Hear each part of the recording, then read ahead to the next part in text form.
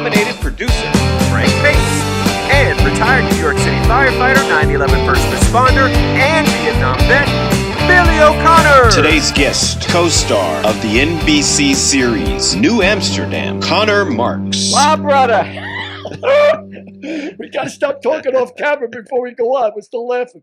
Hi, my brother Frankie. How are you, pal? Good. So how has your 40 plus 40 over 40 podcast had been a couple weeks into it? You get any checks at all? They're coming in, Frank. They're flying in. I'm telling you the truth. I'm going to get that operation I had my eye on now. This is it. I'm going to finally get in touch with my inner woman. It's a prestigious award for you to be picked amongst the 40 podcasters in America. So even if you're not proud of you, I'm proud of you for you. I can't believe that your name is not there. I mean, what's the deal? Well, you don't do this alone. I can't do it without Derek. We can't do it without you. We can't do it without anybody, but there's got to be a team leader behind the scenes and in front of the scenes. And you don't find that frightening? You're the front man. You don't find that frightening? You're the front man. I often wondered how guys could follow me into a fire when I was a lieutenant, and I'd have 4 guys I was responsible for, and they follow me into a smoky apartment, and I can't find my way around a fucking apartment with the lights on. You know what I mean? I'm like the last guy. I have a terrible sense of direction. But so I'm the team leader, huh? You're the team leader. God help you. It's both of you. You're the talent in front of the camera. All right, so now I'm just a traffic cop. I just want pink jelly beans next week, Frank. Get all the other jelly beans out. I want the pink stuff. Okay, next week for sure. Since my baby left me. Oh, he's singing some Elvis. He's thinking, I didn't know he went back that far. Have you seen a movie? No, but I heard the guy who plays Elvis is terrific, and I heard Tom Hanks sucks. That's what I got. That's it. That's what I heard. That's my summation. Derek has seen a movie. Does Tom Hanks suck? Is Elvis, Austin, whatever his name is, terrific? The guy who plays Elvis is fantastic. The movie actually is really good. I give it a 85%. I don't know. Tom Hanks, people don't like his makeup. I just think it's a very difficult character to play. You know, it's like he's unlikable, and I think some people mix that up when they don't like somebody's performance. It's because they don't like the character. You know, I don't think his performance is spectacular, but it's a very obscure and strange accent. And then the character itself is just kind of like a prickly guy. Okay. But when Tom Hanks comes on, what's the first thing you think? Is that Tom Hanks? He looks. Oh, is that right? He doesn't look like Tom Hanks. No, he looks like Colonel Parker. He looks like Colonel Parker, and Colonel Parker was 50 pounds heavier. So he's wearing a fat suit and he's wearing fat makeup. And also, Tom Hanks has that connotation for us that he's a nice guy. Like we all see him as a nice guy. So playing a prick is not like. That doesn't actually. He doesn't. He's not likable at all. No, that's what I'm saying. But you know what, Tom Hanks. You see Tom Hanks' movie now. You have certain expectations for the character that he's developed over 30 years. You can't break away from that character in a movie like Elvis. Like, for example, when a guy comes on who plays Elvis, I've seen the trailers. You don't say, "Oh, wow, that's so and so from such and such." You know, you just say, "Wow, he's a pretty good actor." I would have rather had, and I'm sure Tom Hanks gives it a great performance, but I can't get over it's not Tom Hanks. Because I've seen him so many times as an actor. I mean, I would rather have an unknown, heavy-set actor play Colonel Tom Parker. Oh, let's give some examples. Well, I can't think of any offhand, or I would have given some. Let me ask you, as a producer, is Hanks in the movie just because he's a draw? I mean, that's the name of the game? For sure. So I'm sure they said, "You get Tom Hanks. We'll give you a list of guys to put in this movie, and if you get one of them, I'll give you a list of Tom Hanks, Brad Pitt, George Clooney, and if they come in the movie, I'll do it." Have you guys seen the series? Oh crap! It just left my head. With Steve Carell, The Office. No, my friend Hans turned me on to the British one. The British one, Hans Sheen, who was Natural Mr. America. I'm not explaining it to you, Derek. I'm explaining it to the thousands and thousands and thousands Millions now after I made that cover. who watched the show, who explained who Hans Sheen is, Natural Mr. America. But he turned me on to that 15 years ago. And I said, who's going to watch Hulu? Who's going to watch The Office? I knew a lot. Yeah. But what were you saying? There's an actor on The Office, one of the The heavyset guy? yeah. He's like He- perfect size and look. You know who would be a good Colonel Tom Parker? Jim O'Hare, who appeared on Right, That's right. funny. I thought Parks of him and Rec. too. Jim That's O'Hare. funny. Yeah, he would be. Yeah, we had him on. Yeah, Jim O'Hare. Yeah, would be a good one. A great Tom Parker. Were you a fan of Elvis before you saw the movie? I mean, did you ever? I mean, that's first of all, it's out of your era. That's like that's a loaded question because from where I'm from, we have kind of a it's a weird relationship with Elvis because of the origin of his music. Yeah. So- I've had black singers say that a lot of them were moving their legs and shit, but they couldn't show it on television. If Yeah. a black guy did that on television, well, they didn't even do Elvis. Well, I was going to say and they Sullivan, couldn't- they shot yeah. him from the waist up, Yeah. right? They wouldn't even let him do his Yeah. legs. You know, I almost met Elvis twice. Really? Really? Yeah. First time was in the World Football League. There was a game against the Memphis Southmen, who are no longer around, against the Houston Gamblers, who are no longer around because the World Football League is no longer around. But Elvis lived in Memphis, and he would go to all of those games whenever he was not gigging out of town. So he would come up in the press box where I was working, in a private suite in the restaurant, in the press box, and I just sort of saw a glimpse of this pompadour walking into the press room, into the private suite, and I tried to go in.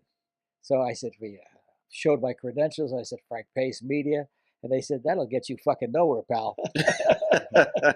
Frank Pace Media is leaving now. So that's what they said. So I almost met Elvis that time. And the second time I almost met dead Elvis was in 2003 or 2004 when I was driving my daughter Erin to the University of Kentucky from LA, and we stopped at Graceland because it was sort of on the way. It was a little bit out of the way, but she let me stop there.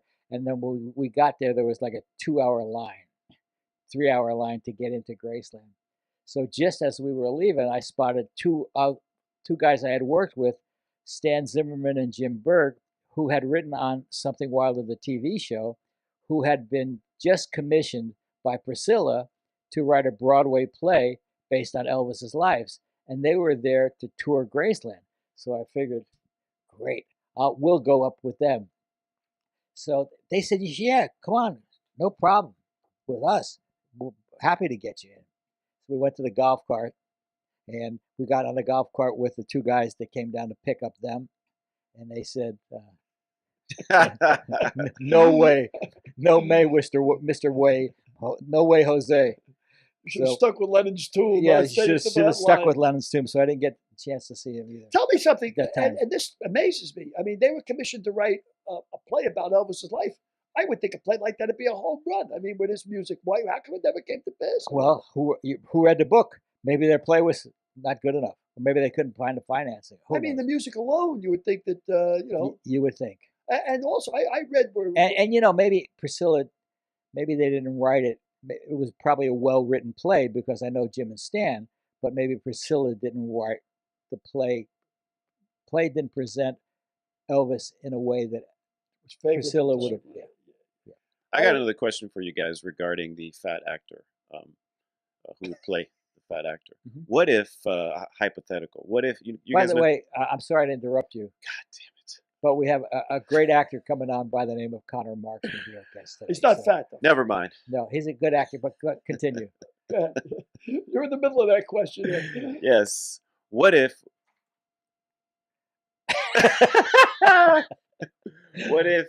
what if we got Al Roker? Al Roker got fat again, and we painted him white. Would you guys be okay with if he played that character? Look at Frank's face. Would you be okay with that? Frank's funny. Frank's face looks like the audience when I was doing Mormon jokes in a Mormon hospital. Look at the audience. Look at that. Would you guys have an issue with that? Al Roker, if he was fat, and then we painted I would him have white. an issue with any actor playing a role that he wasn't born to play. So Speaking of born to play, and I'm going to segue here. We lost James Caan last month, right? And we always talk about how much Godfather. Godfather is our favorite movie.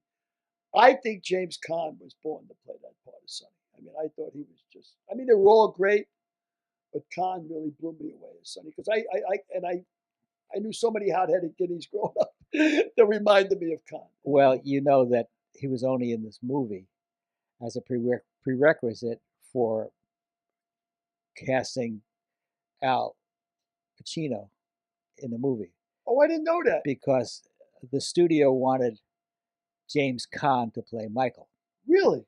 and Al Ruddy, the producer, and the writer, who directed Coppola, they both had their heart set on Pacino. So, and they insisted that it be Pacino, and the studio finally relented. But they said, okay, you have to take James Caan then to be Sonny. And Al Ruddy and Coppola didn't want Caan because Caan wasn't Italian. Oh, he wasn't Italian? No. Oh. But he played an Italian. Well, he movie. played him great, man, to a T. Yep. And I can you picture that in opposite roles? Can you picture that movie can't. with No. Pacino as Sonny? And No, I can't. but see you know they wanted like Ryan O'Neal to Right. play to play Sonny. You know, they were just thinking of movies. I guess money again, right? Yeah. Ryan O'Neal, they want him to play Rocky, right? They weren't they looking at when the They wanted Ryan when O'Neal, Stallone, yeah, Stallone, to they play wanted- everything because he was hot. was hot. Yeah, I of the original cast of The Godfather and the family. Now the only one left, I guess, would be Talia Shire, right? Oh, and DeVal. DeVal's still around, right? Sort of. He wasn't the family, but Yeah. he was one of the main characters. Yeah. But I got another question. and Al, Al Pacino. So you got producers or people who put movies together like Weintraub and Weinstein, unfortunately. Who do you think is the best ever at putting together, like, they put together so many great films? Because this is a controversial statement, but Harvey Weinstein has put together a lot of great films over the years. So you think anybody's comparable to that or better? Oh, I think a lot of people in the old days were. David Lean comes to mind, I think. I don't have any opinion on it. You Yeah. know, it's Well, just, we can a lot of people are really good, but there's so much luck involved. Yeah. There's so much luck involved to putting together a movie, to putting together a TV show. You know, if you watch The Offer on Paramount Plus, you would think it's Al Ruddy, but you know, Al Ruddy presents a version of himself that's maybe a little bit different than the way Al Ruddy was in real life. Perspective. So yeah, A lot of people say Robert Evans was responsible for really Yeah, making the finished product. yeah, there were so many people are responsible, and it can go wrong at any different Yeah. way. I would challenge that though. If somebody has my challenge to that is somebody has a list of great movies. If they've been able to string along 10, 12, 20, even 5 great movies, then there must be some sort of assembly of talent that they have put together in order to make a great film. Well, you know, is Orson Welles on that list? I don't know. People Yeah. think he made the greatest movie of all time. You know, it doesn't take great talent to cast, Marlon Brando in a movie. All it takes is money. So, it takes a lot of things to doesn't, to put Paul Newman and Robert Redford together in a Western. I mean, it takes a lot of luck, and anything could go wrong also. a poor marketing program can kill a great movie. So I don't think there's an answer to that I could give. Well, the reason I thought of David Lean is just because Dr. Zhivago and Lawrence of Arabia, those big scope, huge scope, and Lean came to mind because of that. I mean, two of my favorite films. What do you think The Godfather is the greatest film ever made, in your opinion? I mean, what would you say your top three are? That's a tough question, I know. I mean, I think Gone with the Wind, because it still holds up, even though it's 1939. I would go with The Godfather as number one, in my opinion. And me, I like Lawrence of Arabia. I'll ask you differently. If you could see three movies before you died, which three would you see? I don't think The Godfather would be on my list. Godfather. Well, you probably saw it 10 times already, right? Yeah, but I would want to go to my grave happy, not with.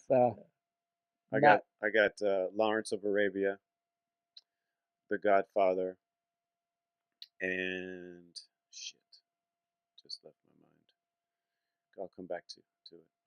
So two out of my three are in yours. Well, let's come back to it afterwards because Derek's got to think about it. I got to think about it. Let's go to Connor Marx. But before we go to Connor Marx, why don't we show a little clip to introduce Connor to maybe some of the people that aren't aware of this brilliant young co-star on New Amsterdam. Cool, let's do that. Man, this guy is on it.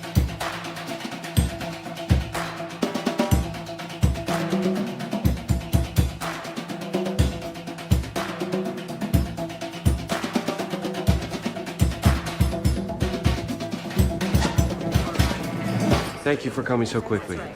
Thank you for granting me surgical privileges. This hallway is a little shorter than I'm used to, so I'm going to talk fast.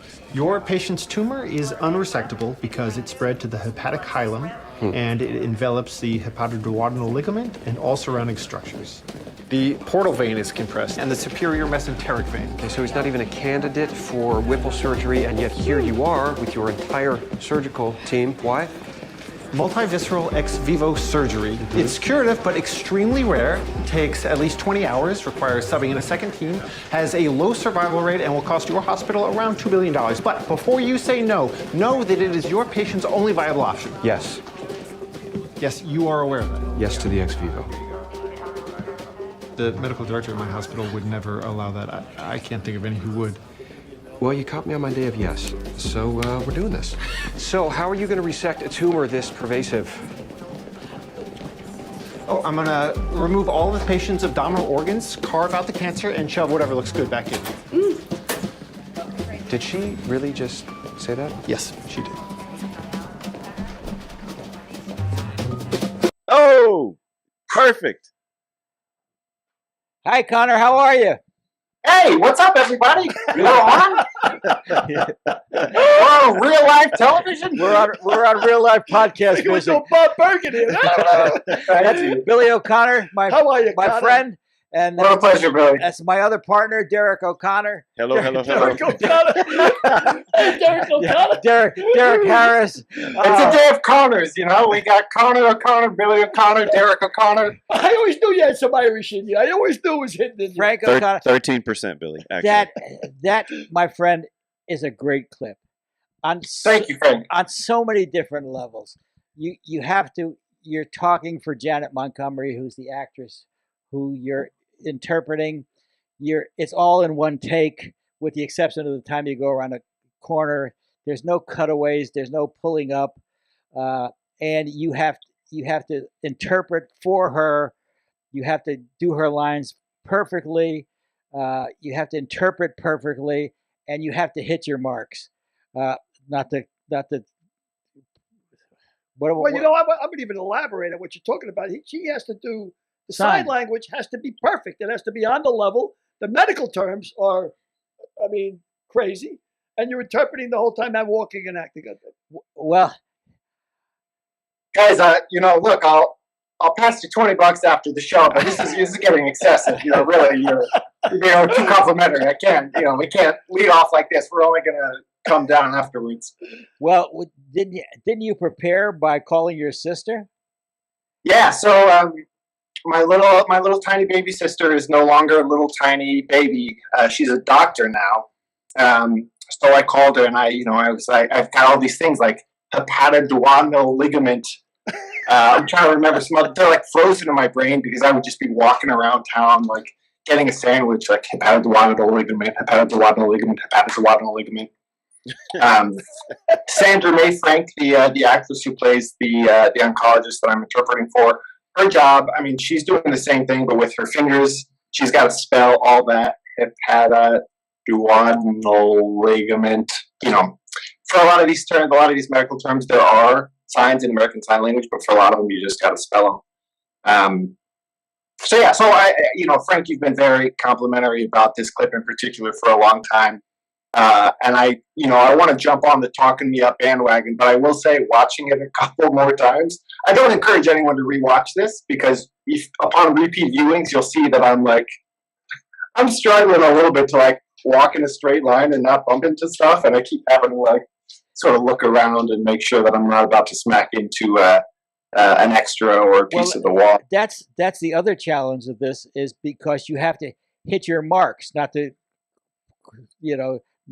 make a pun on your name, but you have to, you have certain marks that you have to hit along the way, or else you're going to knock over the scenery or knock over an extra or knock over the camera. And when you're doing it all in one take, you have to hit your marks as well. You got to do 4 or 5 or 6 things.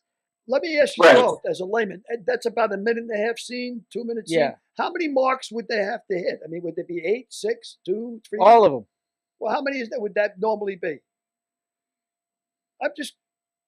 As a layman, I'm just curious, how many marks would there be? You've got to be aware of, 3, 4, 10. He's thinking. I would say in something like that, we probably stop,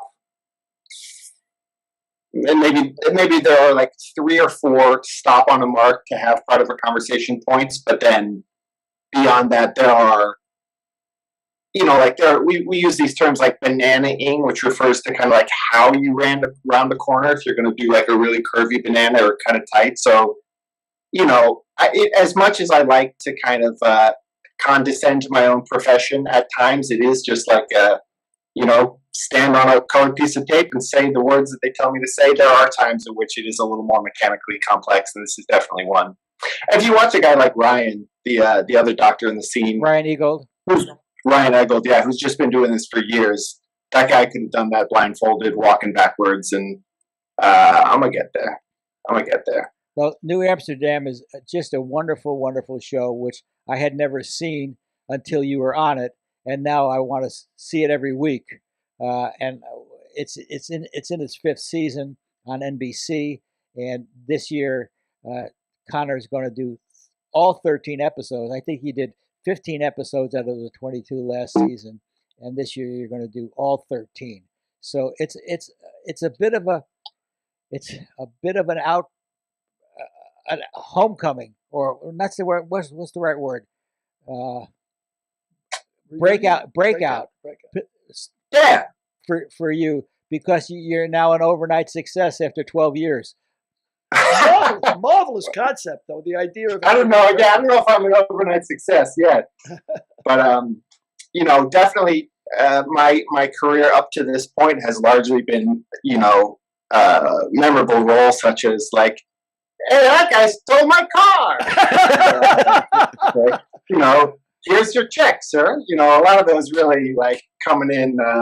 The doctor will see you now. I got good at those kind of one-line, 1, 2, 3 liners. But yeah, this is definitely far and away, like to have an opportunity. I actually noticed this the other day. So we just started shooting season 5 a couple days ago. And I'm so used to, for a decade now, working these jobs where I come in the middle of it. This family has been established, both on screen and off. Everyone's kind of, if a TV show is ideally a well-oiled machine, all these cogs are in place and everyone knows what they're doing. And I come in very helpless and just in sort of like always asking for an adult to lead me to where I'm supposed to go and tell me what I'm supposed to do next. And it's interesting coming back for season 5. We've got a whole new, a bunch of crew members are new, and I kind of watched the other day as a number of the PAs were sweating a little bit and struggling to figure out where they were supposed to be and what they were supposed to do, sort of that first day stress. And I realized that, oh shit, I'm sort of the senior classman, or like a sophomore or something, that like I have done this before. I'm not the new kid in town, and I do kind of know not only what I'm doing, but how this ship is supposed to sail. And I found myself in a position where I thought, do I have not a responsibility, but do I have the opportunity to kind of offer, non-condescendingly if possible, offer a hand to some of the folks who are coming in new and shepherd them into this experience? And it's definitely never a position I've been in before. So it's pretty swell. And I'm sure those checks are pretty swell after being few and far between, or fewer and farther between in the past. Well, Frank, I've found a myriad of ways to cash in on this body in the past decade. So, as an actor, few and far between. But oof, I'll tell you, the world of medicine, they really want a willing subject for a lot of stuff, and so I've been making a pretty penny. Selling your blood. Pretty sweet king. Yeah, more than blood. They'll pay for a lot of different fluids, and I got them. So I've been basically printing money. Well, actually, Frank always tells me from the day I got this job, I think Frank's first piece of advice, and sort of like most consistent piece of advice, is like, don't spend your whole paycheck. Which I do appreciate. I think is wise, but save your money. Every time we hang out, he's like, "You didn't buy a car, did you?" And I'm like, "No, I didn't buy a car." He's like, "Good." But I'm sure that you've seen for 40 years, you've seen actors sort of come from nothing, get their first big paycheck, get the Porsche, and then the series isn't renewed, and they're shit out of luck. Buy the biggest house possible and sell it after 2 years after the show is canceled. Yeah. The concept, the writers that come up with this concept, I think is just brilliant. I mean, it blows me away that an interpreter for a mute doctor who's a genius, and you're an interpreter. After 5 years of doing the show, have you sort of mastered sign language? He got his break last year. Oh, I'm sorry. He joined a new show in the 4th season, and the doctor was added to the character in the 4th season. So now he's doing 2 seasons, 4 and 5. So you almost have to learn a new language. I mean, each week you're learning more and more sign language. You're getting it. I mean. That's a great question. I'll make a little clarification for the record and say Sandra, the doctor that I work with, is deaf. Oh, that was another question. And I don't know if anyway. So I knew. So when they so when I auditioned for this, here's how they pitched it. They were like, "All right, so we want somebody who is like, sort of has a basic familiarity with American Sign Language, ASL, but they're just going to be voicing for the other doctor, that they're actually not going to be doing any sign language. We're going to have the doctor just read lips." I was like, great. Send me my audition, no sign language. It was just, it's like 3 pages or so of a bunch of medical jargon, standard stuff. And then I got maybe like half an hour after I sent it in, I got a text from my manager, and she was like, "Hey, they want you to do a callback. They want you to do a callback right now, like in 15 minutes. But one little thing, now they want you to do sign language for the rest of the scene." And I was just like, oh my God, because it's, I was lucky that I did have somewhere between an acquaintance and a casual fling with American Sign Language from having learned it years ago. But I was not at the level where I could be even vaguely confused with a qualified medical interpreter. So I'll keep the story short, but it was essentially the most heart-pounding 25 minutes of my life, where I told my agents just like, get me as much time as you possibly can. I got about an extra half hour to essentially learn this scene in sign language, because what had happened is that when they auditioned Sandra, the actress who ended up getting cast in the role, she told them, she was like, I can't read lips. No doctor is just going to read lips. Like, there's an interpreter there. The interpreter should be signing. And they were like, oh, okay, that's fair. So to answer your question, yeah, I had a foundation. My sign was pretty good, but not great. And yeah, it's just been a real gauntlet of learning something new every week. They pair me with a director of artistic sign language, and we sit down with every new script and we go through all of it. And she translates all the English lines into sign language lines, teaches them to me, and we practice. And I'm not fluent by any stretch, but my competency is pretty good. I would feel pretty comfortable going into a crowd of deaf folks and being able to communicate, even if I maybe ask them to repeat themselves once in a while. Well, the great thing for me watching you is that you're a co-star, but you're voicing the words of a star, and your performance has got to be of that of a star in order to pull it off, because all of the medical jargon and everything you're saying, she's got lead dialogue. You've got support actor dialogue normally, but as it turns out, you're almost a star of the show, or a secondary star of the show, as is she, and that's incredible to me. I am trying to cheat my way to the top, if that's what you're asking. Yes. That's a good way to put it. You're cheating your way to the top. Because, we actually. Oh, I'm sorry, no, Frank. go ahead. I interrupted. You go ahead. Go ahead. Frank and I had lunch a couple weeks ago, and you said something very similar, that you've got the dialogue of one of the leads, and I hadn't thought about it like that. And I've actually thought about it several times while rehearsing, preparing for season 5, because I've always struggled a little bit with, television is theatrical. It is full of dramatic devices to make it more interesting and compelling as a watched medium. And so I was trying to find a balance of, like, to what extent do I try to portray or try to mimic an interpreter, in the sense that do I include the sort of pauses and staggered, what's the word? Nuances. Exactly, yeah. Like, it would be realistic and authentic if I am actually, interpreting on the fly. Or do I kind of massage it a little bit, because it is a TV show, and especially a hospital procedural that clicks so fast and we want it to be compelling? Do I kind of give it that oomph?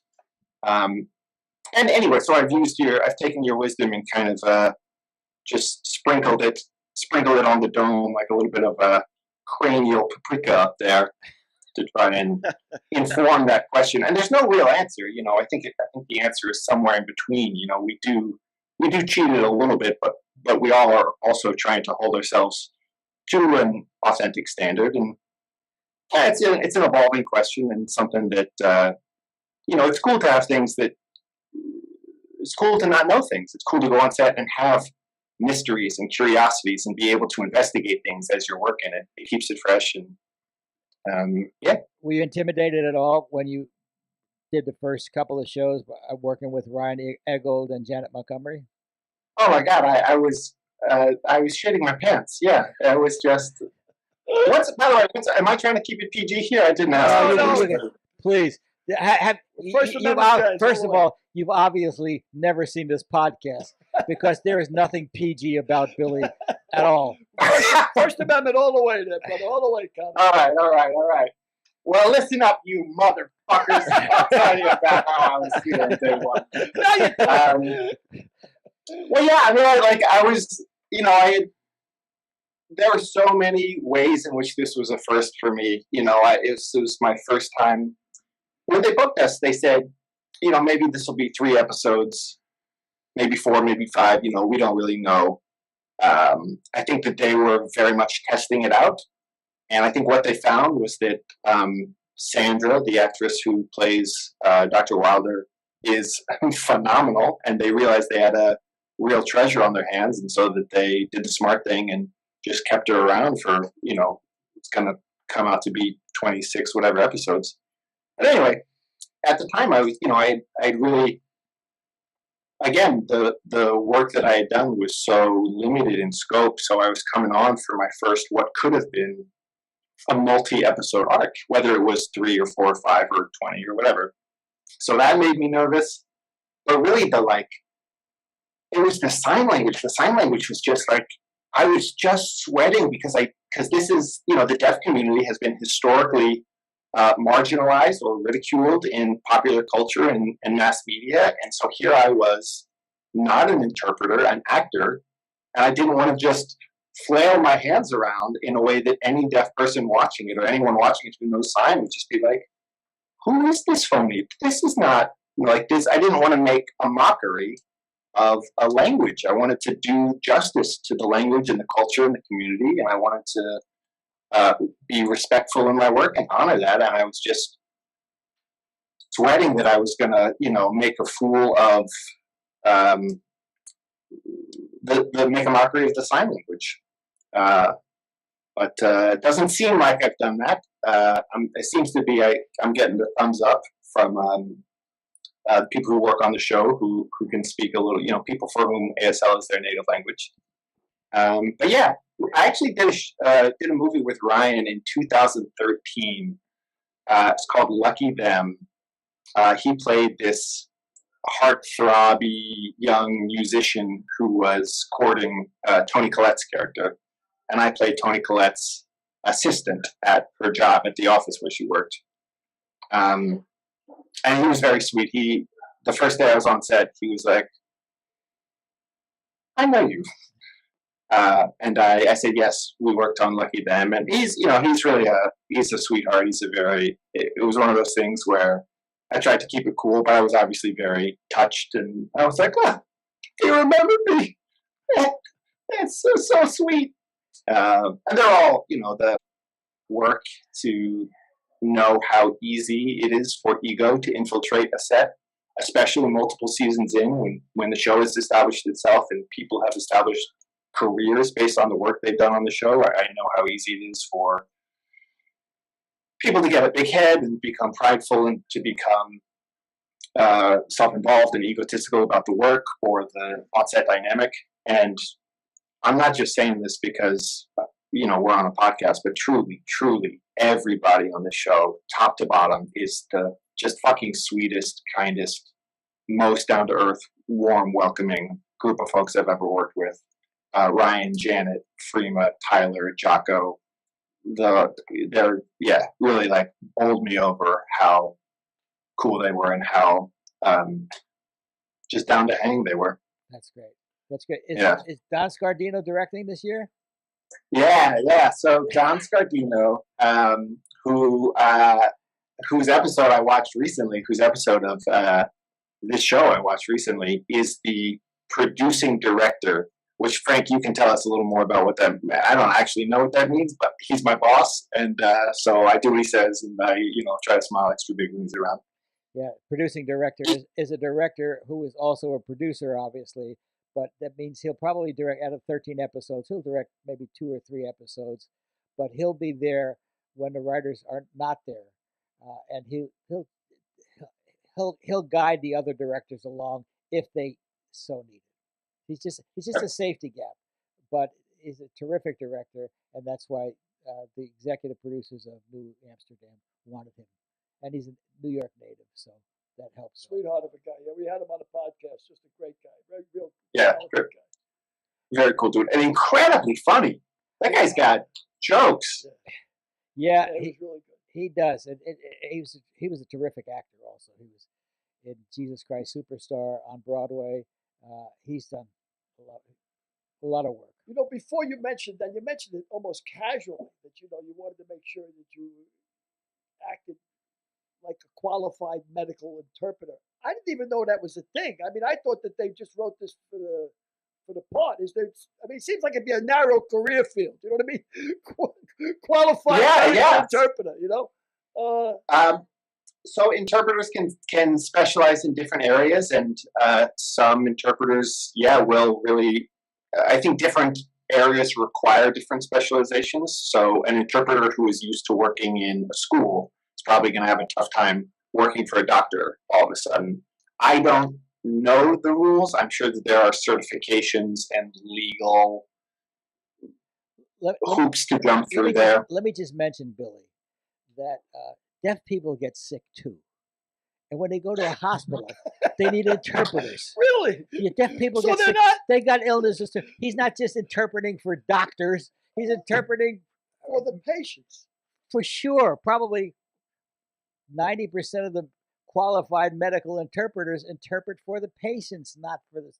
You see, that's why it's not as narrow a career field as I thought it might be. I was thinking, wow, that's a hell of a thing to go into, and it's like it's worse than journalism.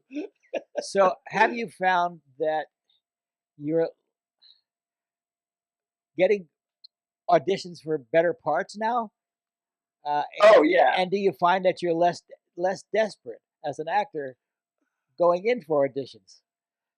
Oh, well, desperation is something that lives deep down. That's bundled under many, many layers. And so, that'll be a treasure that we carry with us for the rest of our lives. No, it's been transformative. I mean, I really, it's like a kind of fortune and gratitude for which I struggle to find words, because a lot of the folks that you've had on your show have been literal Hall of Famers, people at the apex of their career or industry, and I'm proudly, happily here representing a subsect of people who have been working very hard and not seeing that same level of success, and it really I don't take it for granted, and I know that I'm in an industry that is incredibly mercurial and can turn around at any point, and there's never I don't know if this is true, but it feels like there is never, or at least in no immediate sense, some secure floor that I can rest on. It does feel like doors have been opened that were closed to me for years, and it is still my responsibility to work just as hard, if not harder, to make sure that I'm taking advantage of these opportunities. That, it's night and day, the kind of stuff I'm going out for before this job and the stuff I'm going out for now after this job. But I know that it can all change in a heartbeat, and I know that, the show itself does not guarantee any consistency of these auditions. That really, like, if I don't show up and do the best work I can, they're not going to keep calling me back. So it definitely opens the door, but it also, it's my life, it's my career, it's my job. I got to really keep hustling as much as before. It doesn't give me the luxury of kicking my feet up and, cracking a beer at 11 a.m. because I've got it made. And buying a Porsche and a house in Malibu. Yeah, Frank, I know. I'm not going to spend my money, man. All right, get off my back. That's money, dude. It's almost counterintuitive. You would think that now you're going to pay the rent, you don't have to worry about that. But in actuality, it's making you more driven. Like you have to live up to what you last did and be better in your next gig. Let me ask you, how does it feel to be the black sheep of your family? Because Connor and I have some history. His father and his father's twin were my best friends growing up in Valhalla, New York. Johnny and Jerry Marx. His father was Johnny Marx, who became the preeminent emergency room physician in America. His twin brother Jerry, is a predominant pediatric cardiologist in Boston. His uncle Jeff is a very, very eminent doctor in Oregon. His sister is a doctor in North Carolina. his grandfather, Frank, was the guy who put the first radio tower on the top of Empire State Building. How does it feel to be a slug in your family? Yeah, but you saw, Frank, how I walked down the hallway and said some words while walking down the hallway. I mean, you said yourself, that's good hallway walking. That's good hallway walking. Okay, preeminent pioneer of emergency medicine. Okay, you see me walk down that fucking hallway? A cardiologist at the top of this game. It was a long fucking hallway. Yeah, that wasn't a straight hallway either, okay? I turned the corner to the left. Pause. Turn the corner to the right. Boom. Yeah, 4 years of medical school, my ass. You've been through more than 4 years of medical school. You've been 4 years of Vassar and 10 or 12 years of School of Hard Knocks. School of Hard Knocks, yeah. You know, I came to visit you, Frank, at your office on Bixel in, I'm going to say maybe 2015 or so. I mean, many times, but there was one time in particular. And you told me something that has really stuck with me for a long time. And I don't believe it's too tangential. It's going to get me back to this question you're asking about being the slug or the black sheep. I've never heard the term slug before in that context. When I say it's good, I don't mean I like it. I mean it's descriptive, you know. But I don't relish in it. Anyway, what you said was that, you know, your father is, and I don't quite know how to use tenses here, you know, when someone's no longer alive, but is or was as proud of you as he can or anyone can be, that pump is full up. So whatever you do in your career, you need to do it for yourself. You can't be working to make him proud of you because he's already proud of you. He's not going to get more or less proud on what you do. So you really have to do it for yourself. And I've thought about it a lot, and it's I don't know if I don't know if that's exactly advice. It's counsel. It's wisdom. And it's hard to maintain that engine because certainly in this industry, in this job at least, it can be very your successes or the products of your labor can be intangible. You can work in ways that you don't see what has come of that work in any immediate sense, in a way that you can touch or in a way that you can, you know, cash at the bank. So trying to maintain that engine, trying to keep fuel in that tank and remind myself of that is tricky, and I do struggle with it from time to time. But back to, in my mind, this is connected to this family question, and I'll try to bring it back a little more overtly. It feels good, you know. I know we're kind of shooting the shit, but it feels good because my dad, as Frank knows, he's the sweetest guy. He was really deeply loving, supportive, challenging. He's challenging in a couple ways. He's a challenging dude too, for sure. But meaning that he, you know, challenged me in constructive ways, and he really never let there be any ambiguity as to the fact that he loved me and was proud of me and supported me and thought it was really fucking cool that I was, you know, doing theater and the other stuff that I was doing at 12. And you know, he would always say, he would always be like, I would just vomit if I had to stand on stage and talk to people like that, which is obviously not true. The dude was doing conferences left and right and was,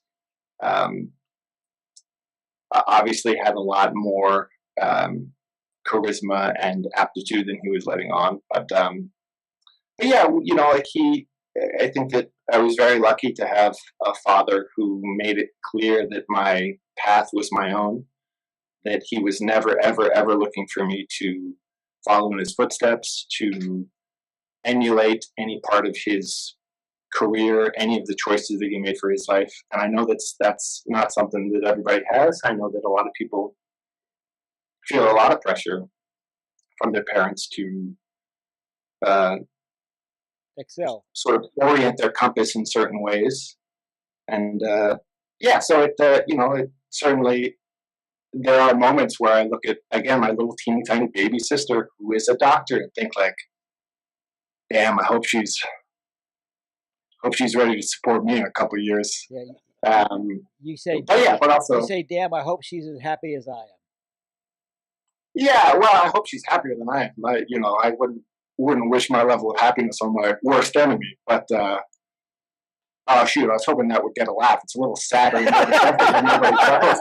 it got me the question. I said, why would he say that? Why would he say that?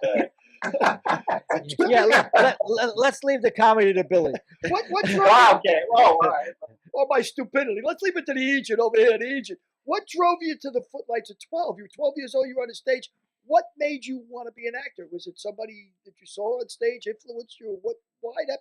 With all the doctors all around you, why? That's a great question. I think there was, I'm sure, part of me as a child that was, I think that you can establish an identity in one of a couple ways, and one of them is through sort of tribesmanship and community and wanting to look like and act like and appear like those around you. And another way, and they're not better or worse, just another way to sort of find that identity is through opposition and contrast, and say like, okay, well, you are this, so I'm going to be this. And I think that's probably part of it was, I don't think that it was adversarial. It wasn't like, screw you, Dad, I'm going to do plays. But it was the kind of put my left foot in front of my right foot in that direction, and it just kept going. I think I did theater in high school because I did a couple plays in middle school, and I did theater in college because I had done theater in high school, and then I, acted when I graduated college because I wasn't prepared or trained to do anything else. And then at one point I woke up in my 30s and was like, well, damn, I can't change careers now.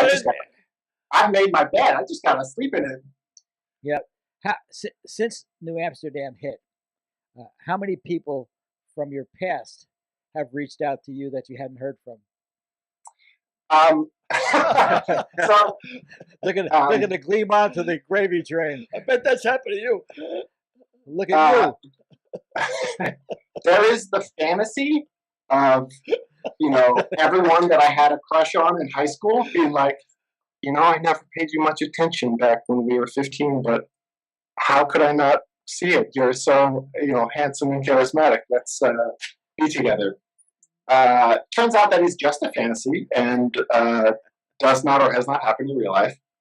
I get a lot of people saying, like, hey, my mom and dad watch the show. I think that's our sweet spot. So not a lot of people in my peer group. So yeah, the true answer is like not a ton of folks, but every so often I'll get somebody who'd be like, yeah, I don't know the show, but my mom watches that, I think. I'll be like, yeah, we're getting those moms good. We're getting that viewer base. And will Nestor Carbonell, my friend Nestor Carbonell, be back this year to direct? I don't know. He directed one last year, and he was great. He is an actor's director, obviously, because he is an actor.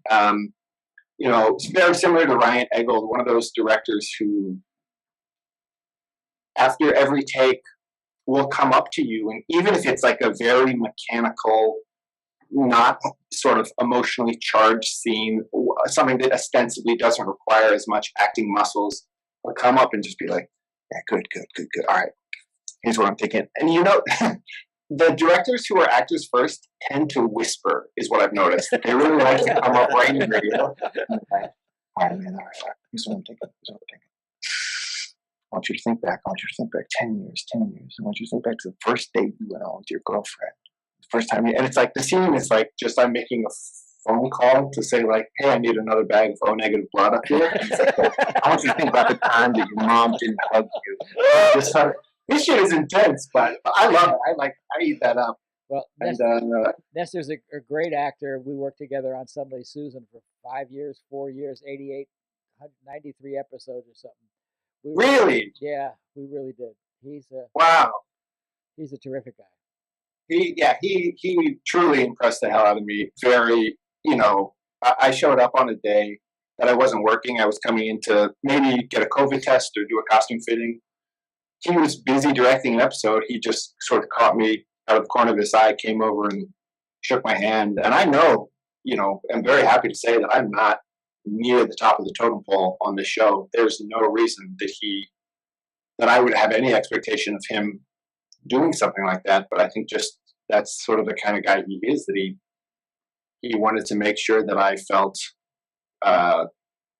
welcome, and I think it's a really smart idea as a director, because if you can make someone feel welcome, then you make their ideas feel welcome, and then when they're on set, they're not worried about making a mistake. They're on set and they're willing to experiment and take risks. And I think that you get a lot of good stuff when you are willing to make mistakes and when you are willing to look like an idiot. And you can really only convince someone to be willing to look like an idiot if you establish clearly that you do care about them, that it is a safe space, that nobody's going to yell at them.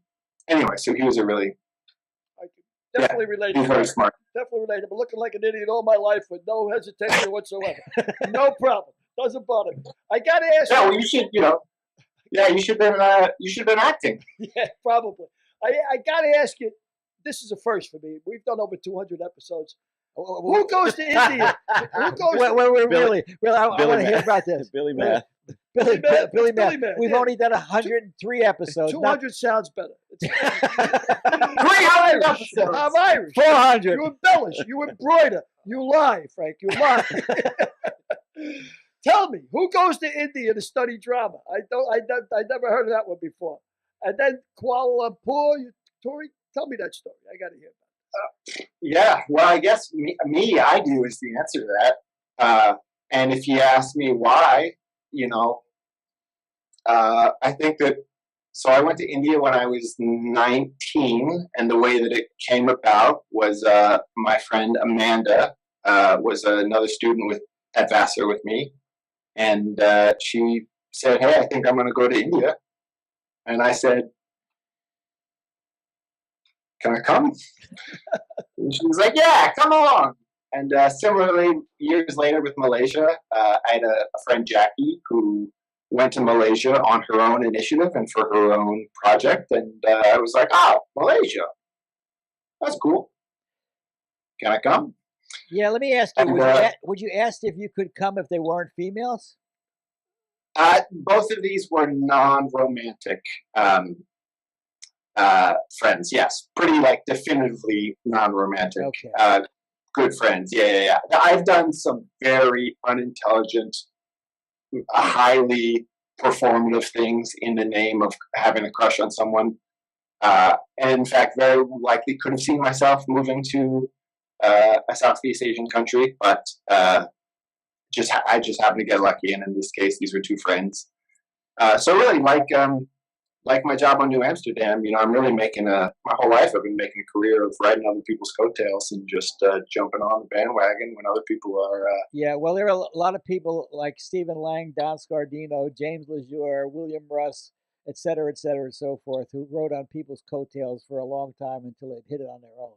So I'm sure when we're doing our 1,000th episode in 40 years, and we have you back as the lead star, you'll be telling us the story of how you said pizza on a show. But so there's nothing wrong with riding on coattails until you get a chance to hit. That's for sure. Let me do the man. We'll do our 1,000th episode next week. Yeah.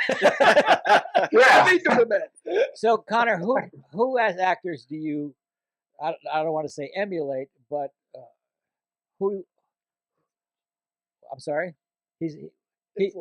Influence. Who is? Well, I didn't want to say influence. Why don't you?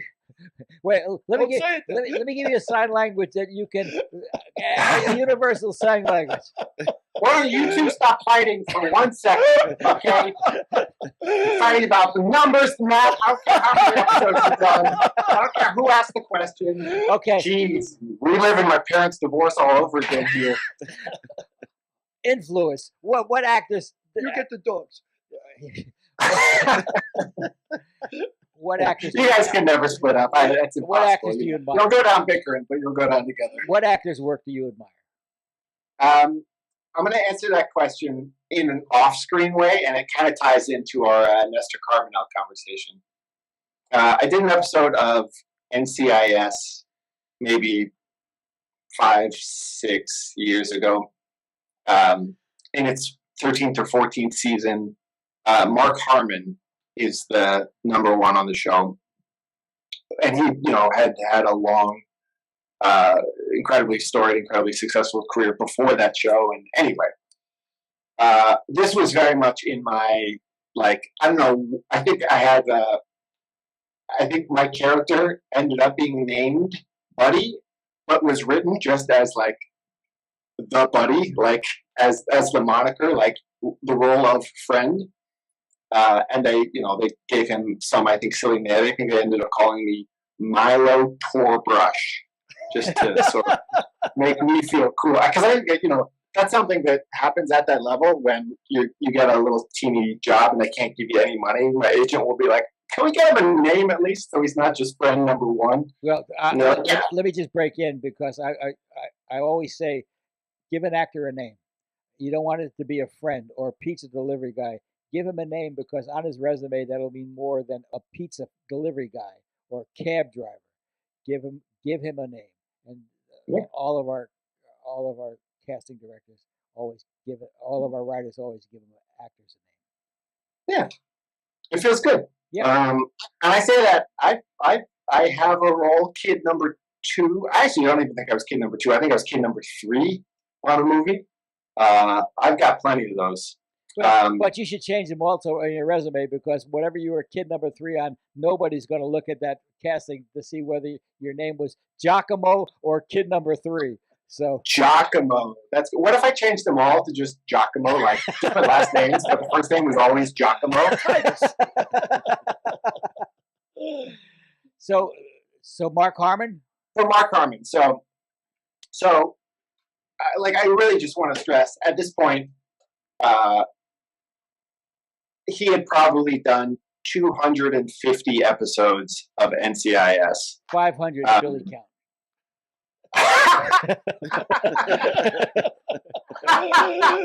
I'm getting the dogs now. Now I want the dogs. That's good.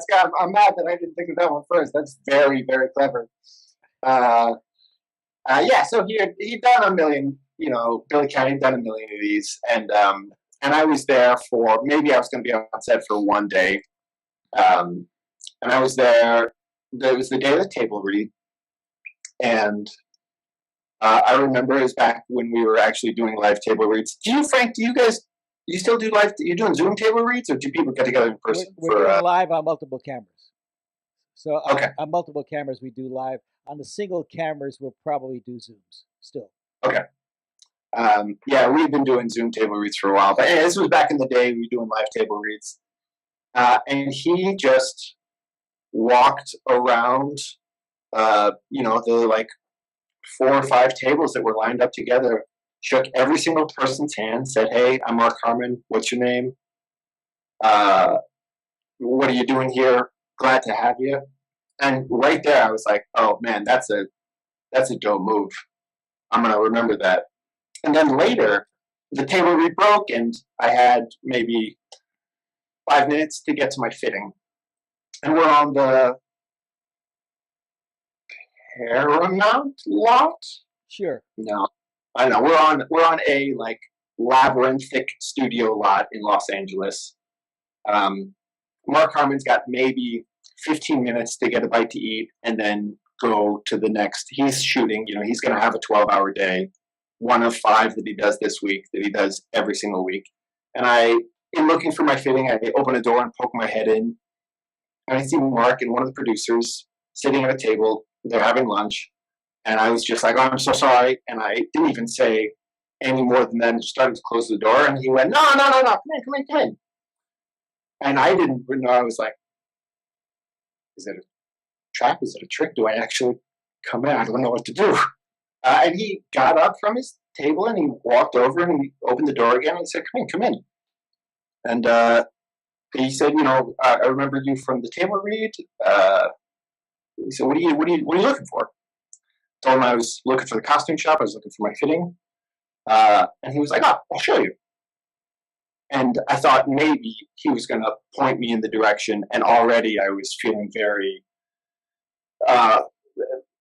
inappropriately placed in the middle of this guy's tiny little lunch break. And he just starts walking through the set. And he leaves his lunch on the table and spends the next maybe like 6 or 7 minutes walking me through all the sets, and he's kind of giving me an informal tour, saying like, this is where we shoot this is a little thing about this. And he walks me in person up to the door of my costume fitting, knocks on the door, hands me off, and the whole time I was just floored. I thought like, what are you doing, man? Somebody at that level, there's truly no reason except for being a genuinely good guy that you would do something like that.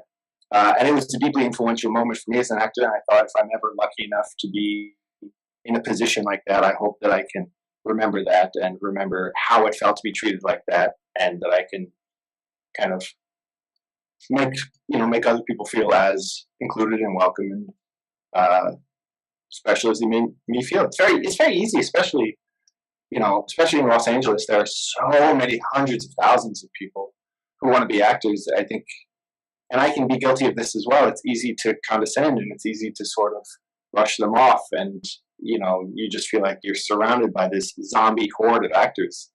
And so for him to take the time to make me feel seen like that, it was a cool move. It was a really cool move. I'll never forget it. That's really amazing. Actually, it segues me to a W.C. Fields line. Supposedly, when he started W.C. Fields, he was the kid that pulled the curtain on vaudeville. He pulled the curtains for the other actors. And he said, and I vowed right then and there, if I ever made it big, I'd never forget that kid that pulled the curtains. Because now that I'm a star, did I forget that kid? He goes, no, I think about him every day, and I say, fuck him.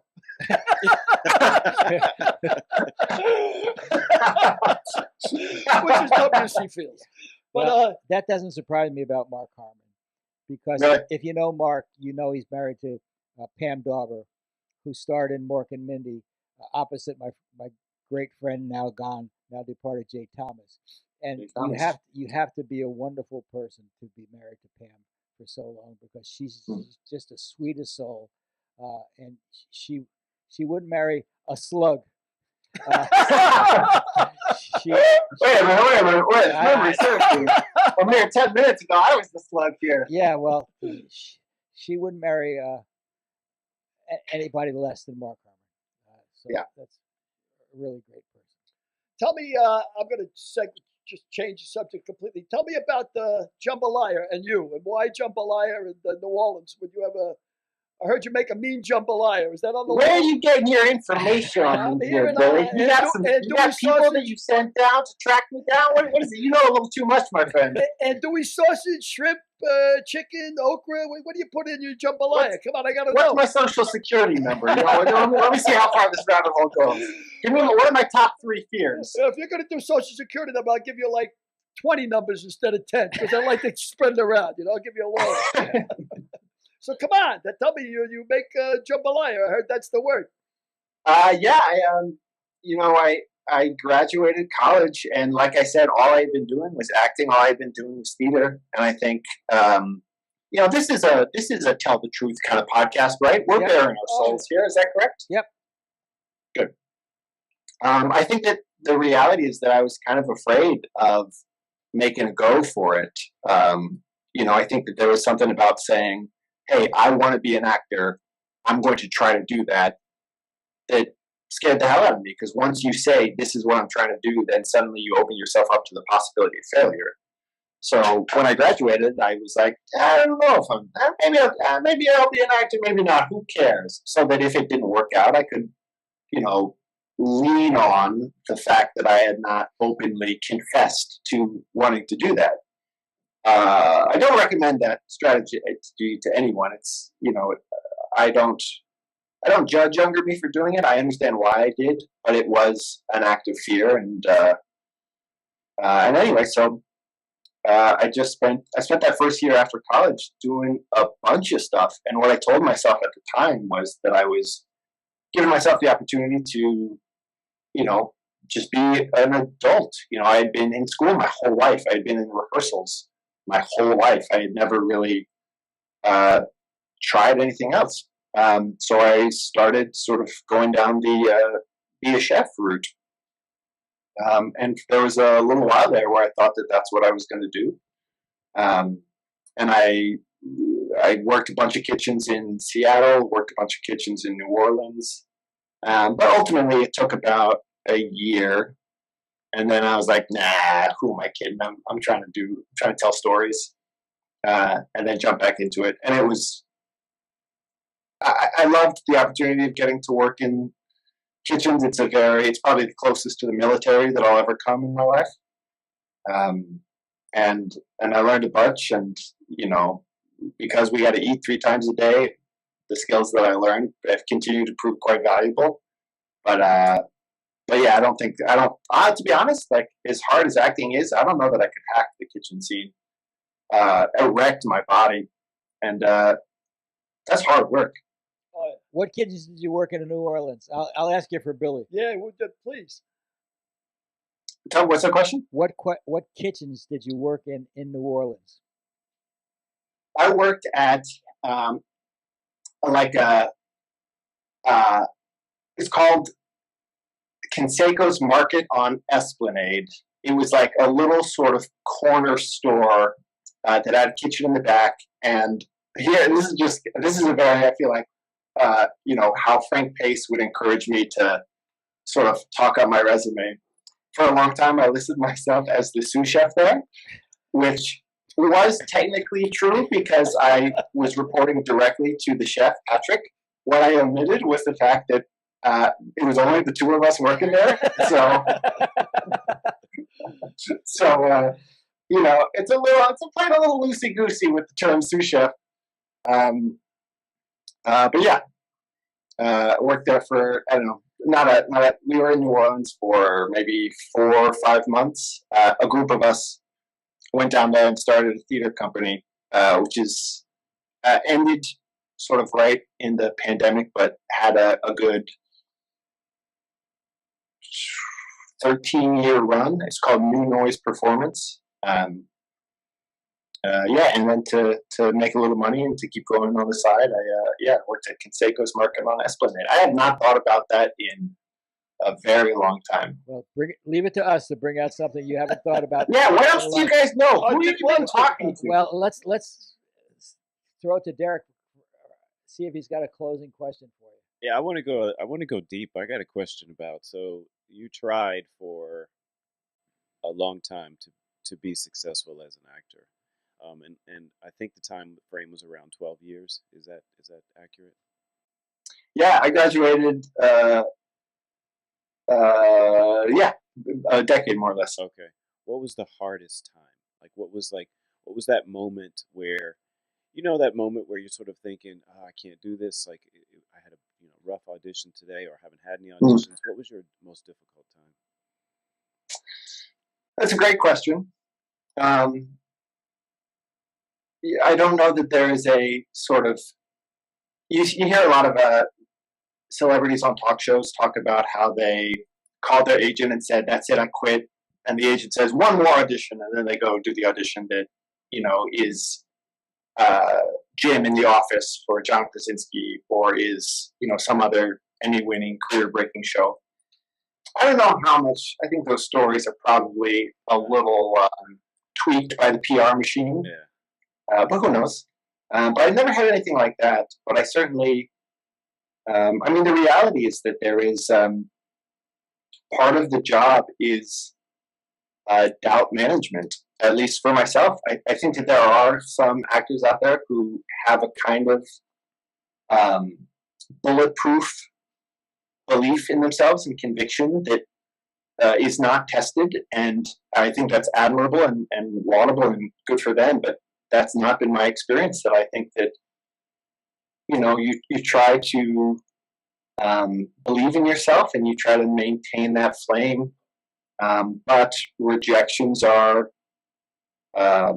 cumulatively a data point, and at a certain time, you start to look at them. And I think for me, it was in probably around 2018, I started to just get a little bit older. I started to get into my late 20s, and I was able to more easily visualize a concrete future or a forking set of possible futures. And, I had up to that point really been fine struggling as an actor because I didn't have a, mortgage, didn't have a kid to support, all that stuff. And I just started to extrapolate this lifestyle and say, okay, well, we're not seeing a lot of movement. We're not seeing a kind of linear progression the way that you do if you work in a lot of other jobs where you get promoted on a kind of schedule and you can sort of imagine what your life is going to look like next year and 5 years later. That this is an industry where you can go from 0 to 100 with one job, or you can, it's unpredictable. And I was just starting to look at, whether or not I loved it, whether or not whatever degree of success I was having, is this the position I wanted to be in 5 years later, 10 years later? And I think that's a question that's always going to be with me, because I do think about the future, and I do think about a kind of life that I want. And there are many ways in which the irregularity of acting does not allow you to place bets on that picture. You do have to be comfortable with instability, and you have to be comfortable with not knowing. And that was the time where I was thinking, like, shit, I kind of a come to Jesus moment where I was saying, like, we're not, if I was running this business in any other field, I would say, like, hey, we've got to look at the numbers here. We've got to look at the data. We're not turning the kind of profit that makes a sustainable enterprise. Something needs to change. But there was something that Frank said to me, has been saying to me for years, which is, we talk about this idea of luck, and somebody, we say, oh, he or she is so lucky, they got this job or that job. And the reality is that, you hear no 1,000 times, 10,000 times, and then you hear yes. That's luck. That it's really a game of survival. It's sticking it out. It's one of the first things that Frank told me when I moved to Los Angeles, actually, when I kind of first hung out with him. He was like, it's just about outliving your competition. Yeah, it's funny you say that, because when you said doubt management, I wrote down something that I said the first time I met you, which you don't remember, but the first time I met you was in 1988 at the 20th anniversary of Valhalla High School graduation. I was the commencement speaker, and I brought a couple of people back, one of whom was your dad, because your dad had been the valedictorian of my senior class, and I brought, I was going to mention him in the speech, and in that speech I said, relative to doubt management, I said, and luck, if after 50 times somebody says, after 50 no's you quit, that's bad luck. After 5,000 times somebody finally says yes, that's good luck. And I've always, that's really prevalent in the business, because especially as an actor, your life is built upon rejection. You have to go through hundreds of no's just to get a yes. And you have to persevere until you get a yes to be lucky. And that's all I got to say about that. That's pretty cool. I'm funny, when he said doubt management, I wrote it down too and circled it, because I've never heard that term before. But yeah, even as a comic, you're insecure. Do I have the nuts? Do I have the chops? Am I going to make it? When am I going to make it? And, like you said, doubt management. You got to be able to overcome that. A last question for Connor, Billy? What do you put in your jambalaya? I'll say this. I'll say duck fat is a nectar from the gods, and you can never go wrong. That's cool. That's good. I'll take that away. So anybody who wants Connor Marks' jambalaya recipe, write to amikamuka@mike.com, and we'll send it in the mail. I'm joking. $15, certified check. I'm jonesing for it right now. Yeah. I can think some jambalaya right now. Well, my closing words to Connor will be: look around. You just take it all in, enjoy it while you're working, because you're going to work for a long time, and explore the possibilities of directing, because you may be a terrific director. Observe the cameras. They're not just there for decoration. They're doing a job. And if you notice the Don Scardinos and the Nestor Carbonells and the Ken Olins of the world and the Peter Hortons, who are all actors who made the move into directing, and that's the greatest way to extend your career. So when you're directing in the future, acting in the future, I hope to be watching you for 20 to 30 more years. Couldn't have written it any better, brother. Very nice. That's very touching. Thank you, my friend. Thanks for being a part of this. It's been a Guys, great... I feel like I just hogged all the airtime. I mean, I realized that this is an interview-based format, but I was a pork. I barely asked a single thing of you two. Billy, how are you? This is the I'm first good, time brother. we've met. You're terrific. Don't even worry about me. Hello, goodbye at the same time. Well, to quote William Russ, Rusty Russ, who was just on, maybe a week or so ago, he said, I had so much fun doing the podcast. There's nothing more than an actor likes than an hour talking about himself. Yeah, I mean, I had a blast. I just feel self-conscious, I want it to be fun for all three of us. It was fun. It'll be fun for our millions of viewers as well. Millions. Thanks, Connor. Thanks, everybody. Pleasure. Well. Thank you, Connor. So that was a nice approach to take. The doubt management thing, even 300 episodes, we've never had a guy say doubt management. A guy on his way up. That's good. Yeah. At the cusp of stardom. At the cusp of stardom. Obviously, he's got the chops. He's got the chops, and he's got... Yeah, and you brought in another quote. What was it? Zombie horde of actors in LA. I thought that was great. Very interesting guy. Very guy. I hope he soars.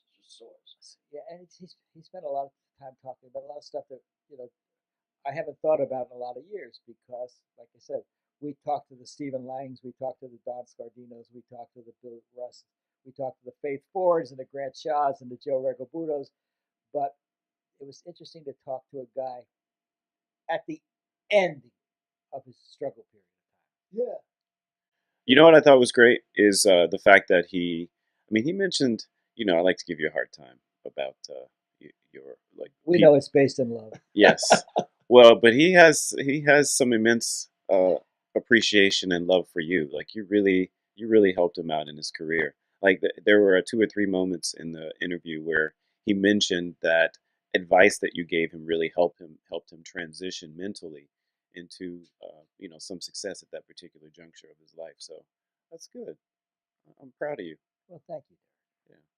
Frank always gives good advice. Let's mark the date down. Frank always gives good advice. He told me, who gives a shit about a football game that was played in 1969? A compliment from Derek. After all of the years of abuse I'm taking from Derek, a compliment. But, that gets us back to, we may be seeing Connor in a movie that will break into Derek's top 3. But for now, He had too much to confess. The weight was too much. For now, let's get back to Derek's top 3 movies. Oh, top 3 movies are, what did I say? Oh, so Amadeus. So that's number 3. Number 1 is The Godfather. Number 2 is Lawrence of Arabia. Okay, year 3? I'd say Lawrence of Arabia, The Godfather, and Gone with the Wind, because I think it still holds up. Yeah, I bet you like Gone with the Wind. I bet you really like that. They punished the donkeys. They really punished them. Well, my 3, I phrased the question a little bit differently. The 3 before I died that I would want to see, because I would want to leave on an up note, would be Shawshank Redemption, because everybody's happy at the end. Casablanca, because everybody's happy at the end, and Yankee Doodle Dandy. I'm sorry. I love that the way that ends. of George M. Cohen tap dancing down the depths of the White House and going out and singing along with the troops over there. What's the matter, old timey? You don't remember the lyrics to this one? Seems to me I do. Seems to me I do. And you know who said was the old? Asked the question. No. Frank Phelan, who went on to become Dobie Gillis's father in The Many Adventures of Dobie Gillis. And there you have it, my That's friend. very There good you trivia have that it. you And I called think it. he was also in Babe Ruth the movie with William Bendix, the bad movie. That was a Not- terrible movie. not the good movie with Stephen Lang that was produced by a friend of mine and directed by Mark Tinker. Anyway, with that, Another one on the shelf. another one on the shelf, but another one of our top shows. Remember, I'm honest. Every show is not a winner, but this one was a winner for sure. So I hope everybody enjoyed it. Thanks so much for looking in, as always. And again, congratulations again on being named to the 40 top podcasters in America by Podcast Magazine. Podcast Magazine. Thanks, everybody. Take care. Thank you very much. Yeah, he was good. In our salute to 9/11 first responders, we talk with FDNY Deputy Chief Richard Allies and Attorney Michael Barish.